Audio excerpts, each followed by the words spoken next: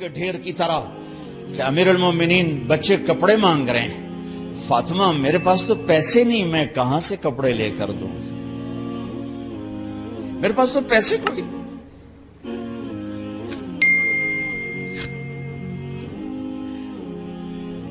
حضرت فاطمہ نے کہا پھر بچوں کا کیا کروں؟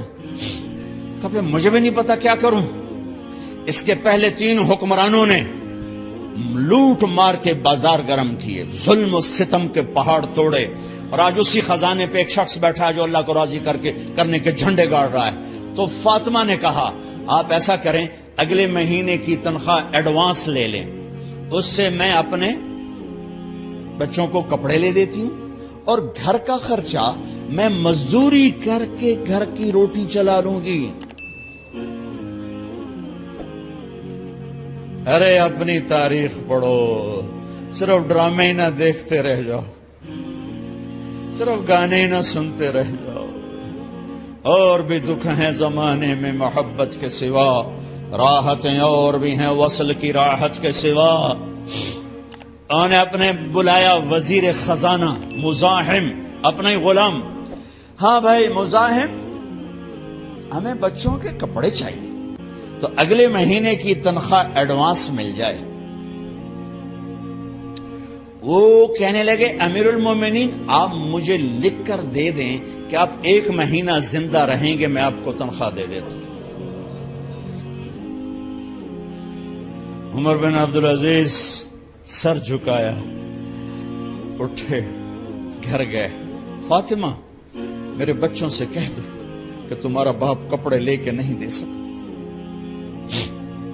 اپنی تاریخ تو دیکھو.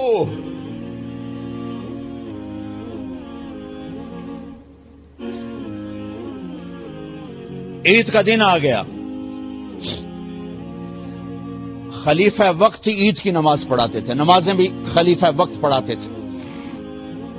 بنو امیہ کا خاندان ملنے کے لیے آ رہا ہے. سارے سرداروں کے بیٹے، اعلی پوشاک، اعلی لباس، ملنے آ رہے ہیں. تھوڑی دیر بعد دیکھا تو بچے بھی ملنے آ رہے ہیں. امیر المومنین کی حیثیت سے بچے باپ کو ملنے آ رہے ہیں، اور ان کے جسموں پر پرانا لباس ہے.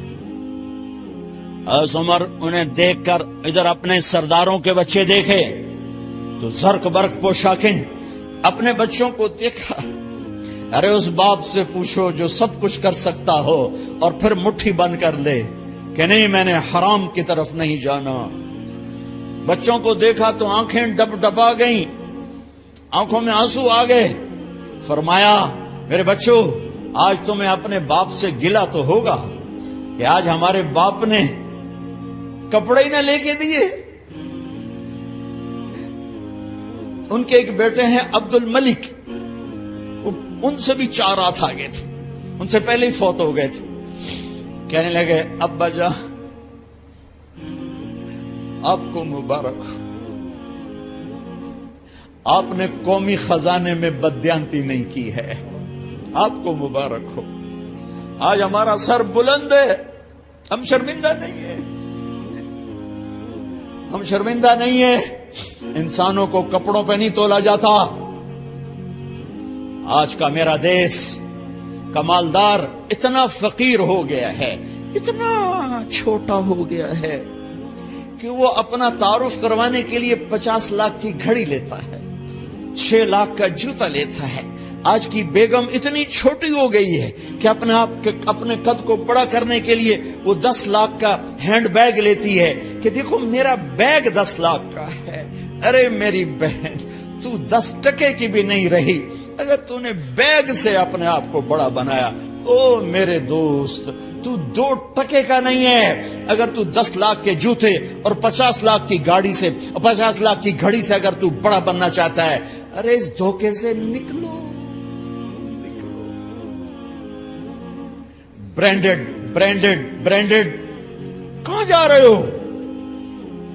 جب تم اپنی ذات میں بے قیمت ہو تو رب ذوالجلال کی قسم تمہاری گھڑیاں، تمہارے بیگ، تمہاری گاڑیاں، تمہارے بنگلے تمہاری عزت کو بڑھا نہیں سکتے. ابا جان آج ہمارا ساڈا ایتھے سر آ گیا، سانو آج ساڈی عید ہو گئی کہ ساڈے ابے آج خیانت نہیں کی تھی، آج ہم خوشی سے بلند ہیں کہ ہمارے باپ نے بددیانتی نہیں کی۔ گھر میں تشریف لائے، کہنے لگے فاطمہ کچھ پیسے ہیں، میرا انگور کھانے کو جی چاہ رہا۔ بس فاطمہ رونے لگی، فرمایا امیر المومنین خزانہ تو بھرا پڑا ہے، 1 درم کا بھی تیرا حق نہیں ہے کہ تو 1 درم لے کے انگور خرید لے۔ تو تھوڑا پٹھے، فاطمہ میں جہنم نہیں برداشت کر سکتا۔ او میرے بھائیو جو دن رات سود میں پھنس چکے ہو، جو دن رات جوے شراب میں پھنس چکے ہو، کیسے اللہ کے سامنے سرخرو ہو کر کھڑے ہو گے؟ فاطمہ